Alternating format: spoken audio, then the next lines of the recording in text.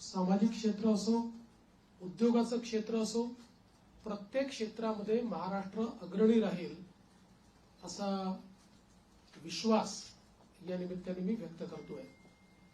खरं म्हणजे जरी आमचे रोल बदलले असले, मी 14 ला मुख्यमंत्री होतो, शिंदे साहेब आमच्या सोबत होते, 19 ला 72 तासांकरता का होईना पण मी आणि अजितदादा मुख्यमंत्री आणि उपमुख्यमंत्री होतो।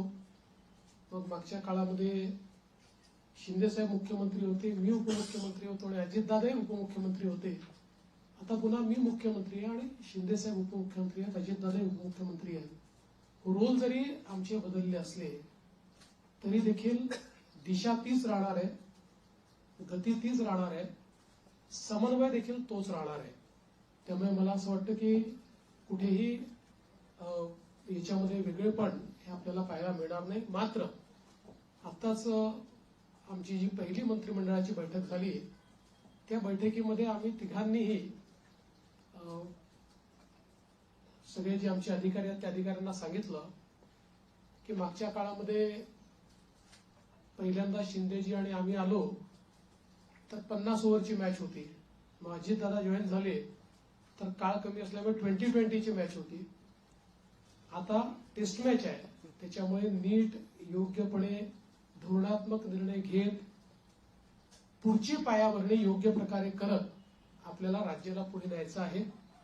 आणि मला विश्वास आहे की वेगवेगळ्या योजना आम्ही सुरू केलेल्या आहेत, वेगवेगळ्या पायाभूत गोष्टी आम्ही सुरू केल्या आहेत। मग इरिगेशन मधले नदीजोड प्रकल्प असतील किंवा ऊर्जा क्षेत्रामध्ये 16,000 मेगावॅटचे सौर ऊर्जेचे प्रकल्प असतील की ज्यातनं शेतकऱ्यांना दिवसा वीज मिळणार आहे, किंवा सामाजिक क्षेत्रातले लाडकी बहीण सारखे प्रकल्प असतील, मुलींच्या जी पूर्वी आम्ही 50% फी द्यायचो त्याच्याऐवजी 100% फी देण्याचा आमचा निर्णय असेल, असे हे जे वेगवेगळे निर्णय आहेत हे निर्णय पुढे सुरूच ठेवायचे आहेत। आणि आमचा प्रयत्न हा असणार आहे की आम्ही आमच्या वचननाम्यामध्ये, जाहीरनाम्यामध्ये जी जी आश्वासनं दिलेली आहेत ती आश्वासनं पूर्ण करण्याच्या दृष्टीनं पावलं आम्हाला उचलायची आहेत।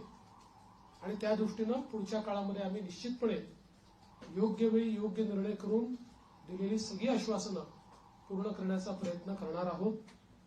मी या निमित्ताने महाराष्ट्रातल्या जनतेला आश्वासित करू इच्छितो की एक लोकाभिमुख सरकार, सर्व समाजाला सोबत घेऊन चालणारं सरकार हे महाराष्ट्राला पुढच्याही काळात पाहायला मिळेल। आणि अडचणी अनेक येतात, पण त्या अडचणींवर योग्य मार्ग काढत आम्ही मार्गक्रमण करू हा विश्वास मला आहे। मी आपल्या सगळ्यांची देखील या प्रयत्नांमध्ये साथ मागतोय।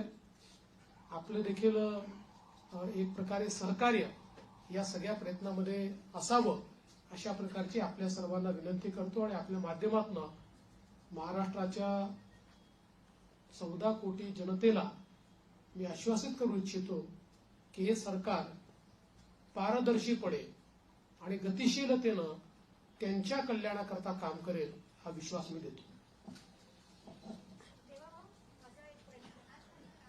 एक मिनिट आलोक देशपांडे। नमस्कार, मी आलोक देशपांडे। गेली 5 वर्षात आपल्या राज्याने इतकं काय काय बघितलं, द्वेष, आरोप, सगळे काय काय खूप लेवलला सगळं गेलं। ही पुढची 5 वर्ष त्याच्यापेक्षा थोडी वेगळी असतील का? राजकारण थोडं वेगळं असेल का? याच्याबद्दल तुम्ही काय सांगा? पूर्णपणे वेगळं असेल। मी सांगितलं की बदल्याचं राजकारण करायचं नाहीये, तर बदल दाखवेल अशा प्रकारचं राजकारण करायचं आहे। त्यामुळे हे खरं आहे की विरोधकांची संख्या कमी आहे, पण विरोधकांच्या संख्येवर त्यांचा आवाज आम्ही मोजणार नाही किंवा संख्येनुसार त्यांचं मूल्यमापन आम्ही करणार नाही। त्यांनी योग्य विषय मांडले तर त्या विषयाला तेवढ्याच प्रकारचा सन्मान आम्ही देऊ। आणि